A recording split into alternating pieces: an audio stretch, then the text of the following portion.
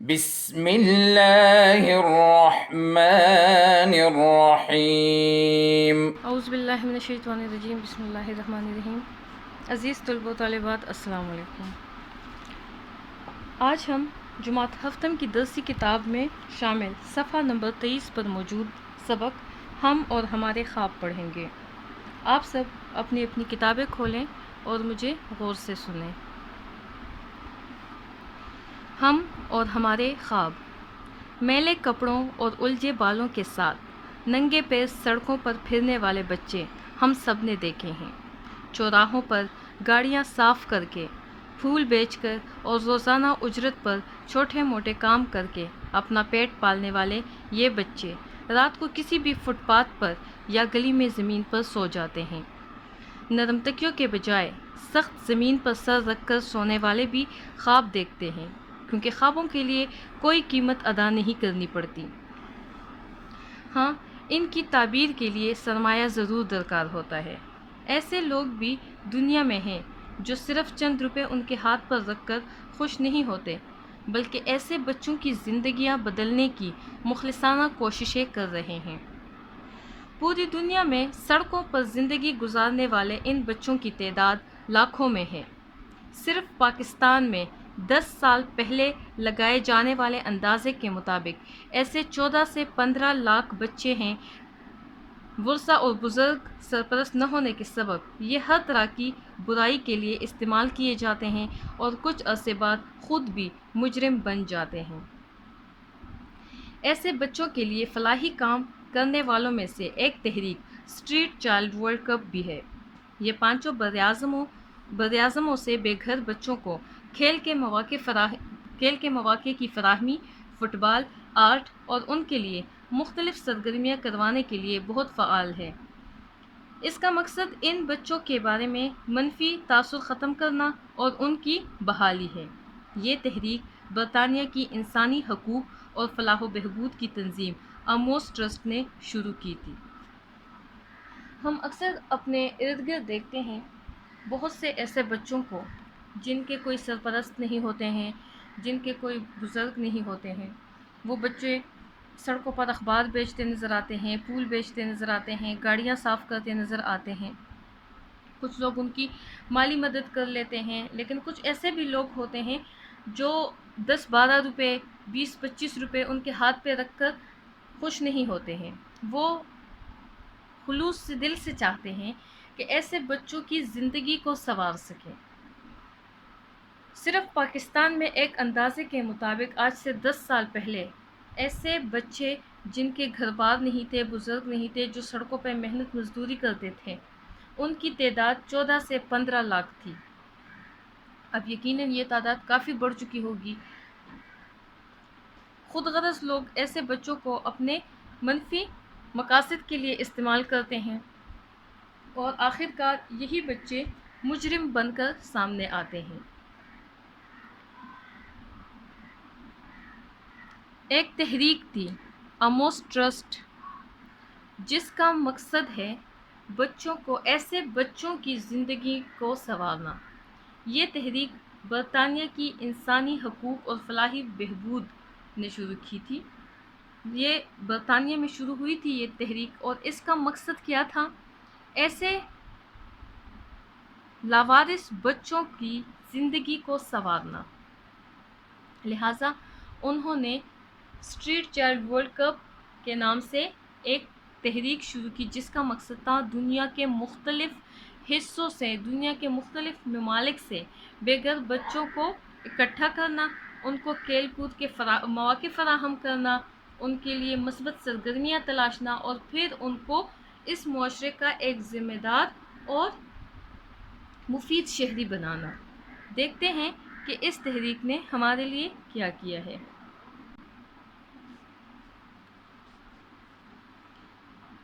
Fit بال دنیا میں کھیلا جانے والا سب سے مقبول کھیل ہے۔ اس کے لیے بہت زیادہ ساز و سامان درکار نہیں ہوتا، یعنی بہت زیادہ چیزوں کی، بہت زیادہ آئٹمز جو ہوتے ہیں، ساز و سامان ہوتے ہیں، ان کی ضرورت نہیں ہوتی ہے، بلکہ یہ صرف ایک گیند سے کھیلا جاتا ہے۔ پاؤں سے گیند کو مار کر کھیلنے کی وجہ سے اس کا نام فٹ بال رکھا گیا۔ اس کا نام فٹ بال کیوں رکھا گیا؟ کیونکہ اس میں ایک گیند ہوتا ہے اور اس کو پاؤں کے ذریعے سے مار کے اس گیم کو کھیلا جاتا ہے، اس کھیل کو کھیلا جاتا ہے، لہٰذا اس کو فٹ بال کہا گیا۔ دنیا کے بڑے کھیل کے مقابلوں میں سے ایک فیفا فٹ بال ورلڈ کپ ہے، جو ہر 4 سال بعد منعقد کیا جاتا ہے۔ اس میں پوری دنیا سے ٹیمیں حصہ لیتی ہیں۔ تحریک کے تحت طے یہ کیا گیا کہ فیفا ورلڈ کپ سے پہلے اسٹریٹ چلڈرن کے لیے فٹ بال ورلڈ کپ کا انعقاد کیا جائے۔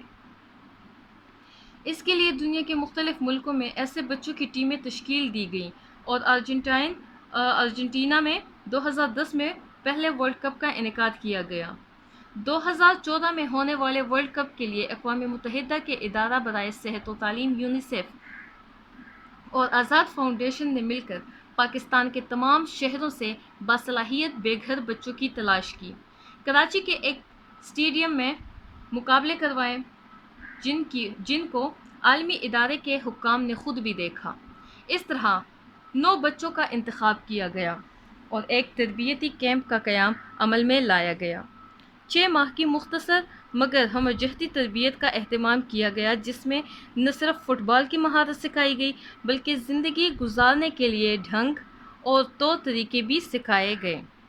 ان کے کوچ عبدالرشید کا کہنا تھا کہ ہم سب اس کیمپ میں خاندان کی طرح رہتے تھے۔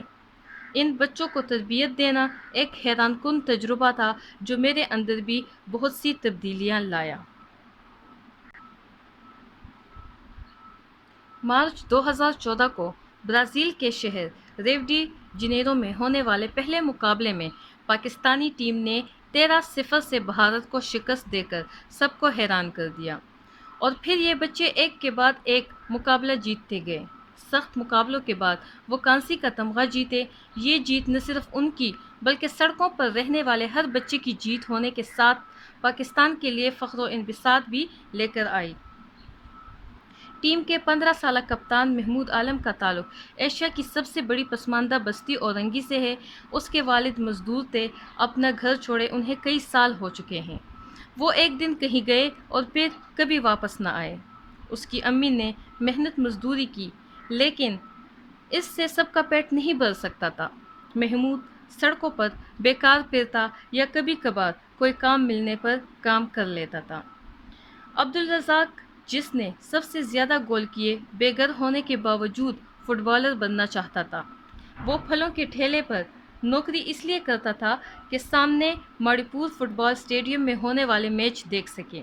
وہ کہتا ہے کہ اب جب کہ میں فٹ بالر بن ہی گیا ہوں تو میں اس کو بطور پیشہ اپناؤں گا، لیکن اس کے ساتھ پاکستان کے بے گھر بچوں کے لیے بہت سے کام کروں گا تاکہ وہ بھی اس محرومی کی زندگی سے نکلیں۔ ایسی ہی کہانیاں ٹیم کے باقی بچوں کی بھی ہیں۔ ان بچوں نے نہ صرف میڈل جیتا بلکہ اپنی مثبت سوچ کی وجہ سے لوگوں کے دل بھی جیت لیے۔ بے انتہا سختیاں جھیلنے کے بعد بھی مایوسی کفر ہے۔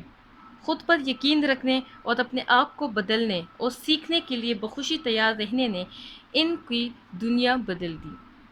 یہ ان بچوں کی کہانی تھی جو سڑکوں پر پھرتے تھے، محنت مزدوری کرتے تھے یا پھر پھول اخبار بیچتے تھے سڑکوں پہ، مختلف شاہراہوں پہ، مختلف چوراہوں پہ۔ لیکن جو تنظیم بنی تھی اسٹریٹ چائلڈ ورلڈ کپ، اس کے تحت ان بچوں کی نشاندہی کی گئی، ان بچوں کو اکٹھا کیا گیا اور ان کو باقاعدہ مشق کرائی گئی فٹ بال کی، یہاں تک کہ معاشرے میں انہوں نے عزت حاصل کی، پاکستان کے لیے فخر اور خوشی کا باعث بن سکے۔ ان بچوں نے یہ سب کیسے حاصل کیا؟ صرف اور صرف اپنی محنت سے، اپنی قابلیت سے اور اپنی صلاحیت سے۔ انہوں نے خواب دیکھا۔ خواب کس متعلق دیکھا؟ اپنی کامیابی کے متعلق دیکھا، اور اسی کامیابی کے متعلق دیکھے گئے اس خواب کو تعمیر کا جامہ پہنانے کے لیے، تعمیر دینے کے لیے انہوں نے محنت کی۔ وہ اس ٹیم کا حصہ بنے، اس تحریک کا حصہ بنے، اور آخر میں انہوں نے اپنی اپنی دنیائیں بدل دی، اب خوشی سے رہتے ہیں۔ ہمیں بھی چاہیے کہ ہم بھی اپنے مقصد کے لیے خوب محنت کریں، زندگی میں کچھ نام حاصل کریں اپنی محنت سے اور اپنی لگن سے۔ یہ تھا ہمارا آج کا سبق۔ امید ہے آپ نے اس سے بہت کچھ سیکھا ہوگا۔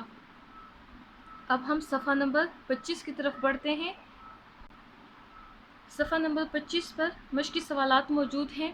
بچے، میں نے آپ لوگوں کے لیے جو نوٹس تیار کیے ہیں اس میں اس سبق کے مشقی سوالات موجود ہیں، لہٰذا آپ نے وہاں سے ان سوالات کے جوابات نقل کر کے اپنی نیٹ کاپیوں میں لکھنے ہیں۔ یہاں پہ آپ کے لیے ایک سرگرمی ہے، بلکہ 2 سرگرمیاں ہیں۔